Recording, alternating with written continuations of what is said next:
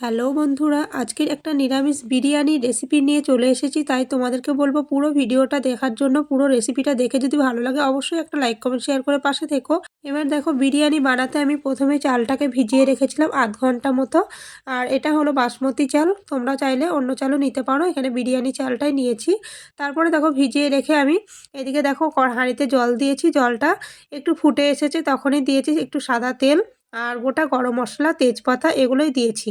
তারপরে দেখো জলটা ফুটে এলেই চালটাকে আমি ধুয়ে দেব।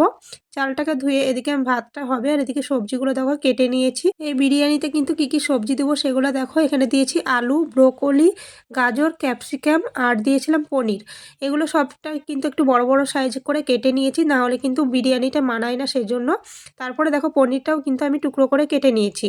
এদিকে এগুলো কেটে ধুয়ে রেখে দিয়েছি। তারপরে দেখো ভাতটা প্রায় হয়ে এসেছে, আর কিছুক্ষণ হলেই কিন্তু ভাতটা নামিয়ে দেবো। ভাতটা কিন্তু পুরো 80% মতো হবে, পুরো 100% করার দরকার নেই। 80% হলেই কিন্তু হবে।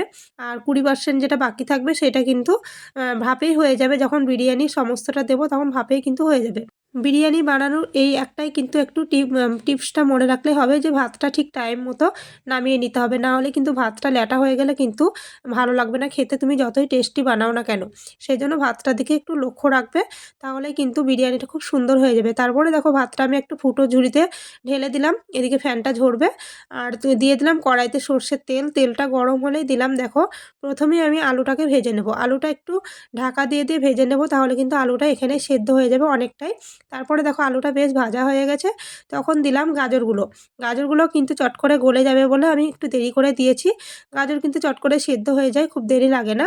সেই জন্য দেখো আলুটা পুরো ভাজা হয়ে গেছে। তারপরে দিলাম গাজর। গাজরটা দিয়ে আবারও কিছুক্ষণ নেড়ে চেড়ে নেব। তারপরে দিয়ে দেবো ব্রোকলি। আর ব্রোকলিগুলো কিন্তু জলে ভাপিয়ে নেওয়ার কোনো দরকার নেই, এগুলো কিন্তু মানে অনেকটাই নরম হয়ে যায় একটু তেলে দিলেই। তাই তোমরা একটু মানে ভেজেই নেবে। গরম জলে যেরকম আমরা ফুলকপিটা একটু ভাপিয়ে নিই, ব্রোকলিটা জলে না ভাপালেও কিন্তু হয়ে যাবে, এমনিতেই সেদ্ধ হয়ে যাবে।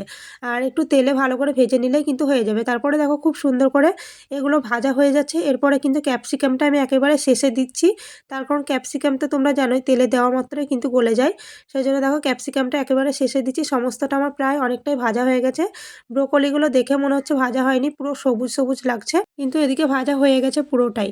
এদিকে দেখো পনিরগুলো ভেজে নিয়েছিলাম না, তাই আলাদা একটা প্যানে দেখো ভেজে নিচ্ছি, হালকা করে ভেজে নেব।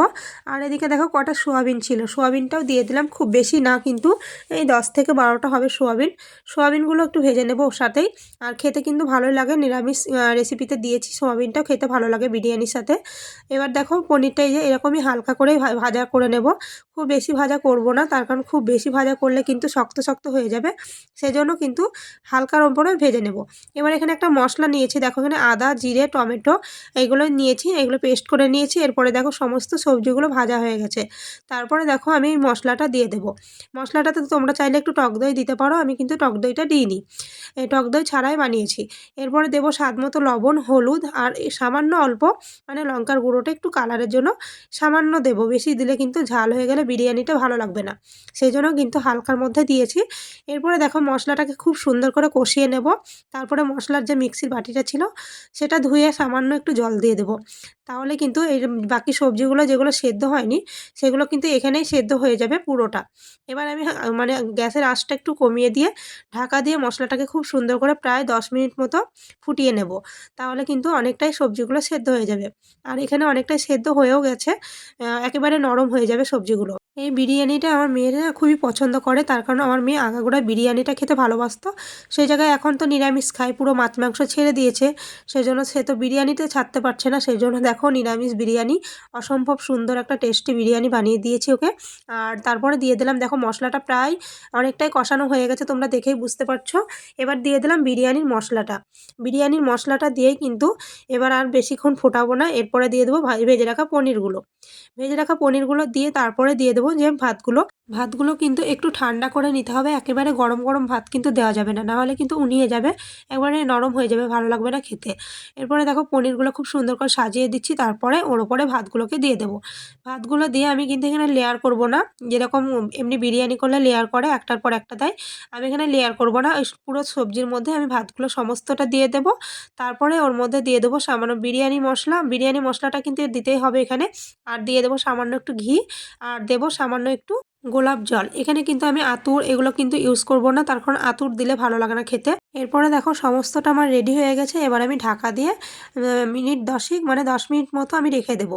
তাহলে কিন্তু এটা পুরো রেডি হয়ে যাবে। একেবারে গ্যাসের ফ্লেমটা লো করে দিয়ে আমি 10 মিনিট মতো রাখবো। তারপরে কিন্তু আরও 10 মিনিট মানে গ্যাস বন্ধ করে আরও 10 মিনিট পর আমি ঢাকনাটা খুলবো। তারপরে দেখো এই যে পুরো কমপ্লিট হয়ে গেছে। এবার দেখো কেমন লাগছে। খেতে কিন্তু দারুণ হয়েছিল। আর তোমরাও চাইলে এরকম করে ট্রাই করতে পারো। যদি বিরিয়ানিটা খেয়ে ভালো লাগে অবশ্যই আমাকে কমেন্টে জানাতে ভুলবে না। আর আবারও বলবো, যারা যারা নিরামিষ খাচ্ছ তারা কিন্তু এরকমভাবে নিরামিষ বিরিয়ানি বানিয়ে খেতেই পারো। মাংসের বিরিয়ানির চেয়ে কিন্তু কিছুটা কম হবে না এখানে। এতটাই টেস্টি হয়েছিল। আশা করি ভিডিওটা ভালো লেগেছে। ভালো লাগলে একটা লাইক কমেন্ট শেয়ার করে পাশে থেকো। আর যারা এই পেজে নতুন, পেজটা অবশ্যই ফলো করে দিয়ে পাশে থেকো। দেখা হচ্ছে পরের ভিডিওটা। ভালো থাকবে সবাই।